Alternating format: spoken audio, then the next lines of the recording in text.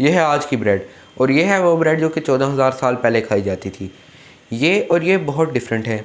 ये वो ब्रेड है जो कि फ़ैरोज़ ने भी खाई, रोमन आर्मीज़ भी खाती थी और इस्लाम के गोल्डन एजेस में भी खाई जाती थी। लेकिन इसको तो आज हम सब जानते हैं, इसको हम सब खाते भी हैं, ये टिफ़िन्स में भी दी जाती है। लेकिन क्या हुआ कि ये इतनी डिफरेंट हो गई। इन 14,000 सालों का सफ़र आज की इस वीडियो में तय करते हैं।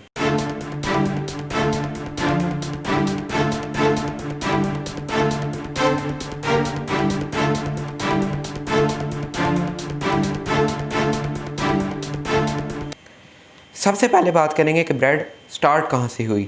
इस बात पे तो हिस्टोरियंस का इख्तलाफ है, लेकिन ये कहना गलत नहीं होगा कि ब्रेड की जर्नी में रेवोल्यूशन एंशिएंट इजिप्ट में आया था। इजिप्ट में लोग ब्रेड को लाइफ कहते थे और यही ब्रेड उनको शाम को पूरा दिन मेहनत करने के बाद वेज में मिलती थी।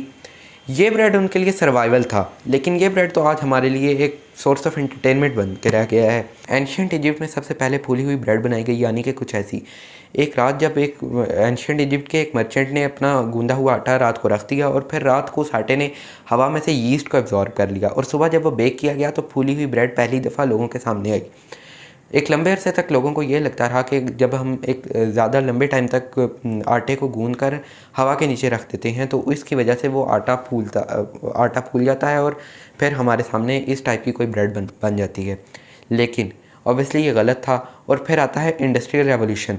इंडस्ट्रियल रेवोल्यूशन के टाइम पर लोगों को एक लॉन्गर शेल्फ टाइम चाहिए था ताकि लोग उसको ज़्यादा देर तक स्टोर कर सकें। इंडस्ट्रियलिस्ट बैठे और उन्होंने यीस्ट को इन्वेंट कर दिया।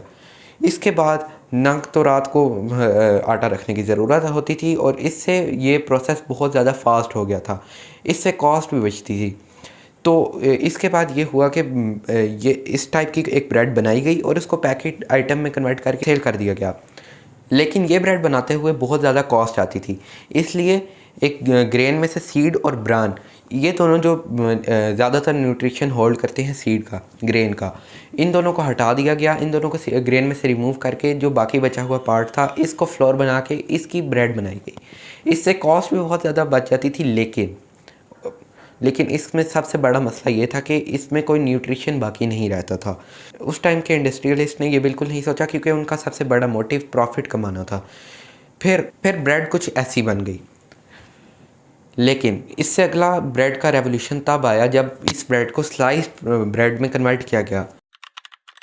इससे पहले जब भी ब्रेड बनाई जाती थी तो उसको बहुत मेहनत लगाकर ख़ुद काटना पड़ता था और इसलिए सेल्स में कुछ कमी आ रही थी। इस वजह से इंडस्ट्रियल रेवोल्यूशन के टाइम ये सोचा गया कि अगर पहले से पैकेट में स्लाइस्ड ब्रेड मिलेगी तो इससे ब्रेड की कंजप्शन ज़्यादा हो जाएगी और प्रॉफिट भी ज़्यादा होगा। इसलिए सबसे पहले एक फ्रेंच इंडस्ट्रियलिस्ट ने 1928 में स्लाइस्ड ब्रेड इन्वेंट की।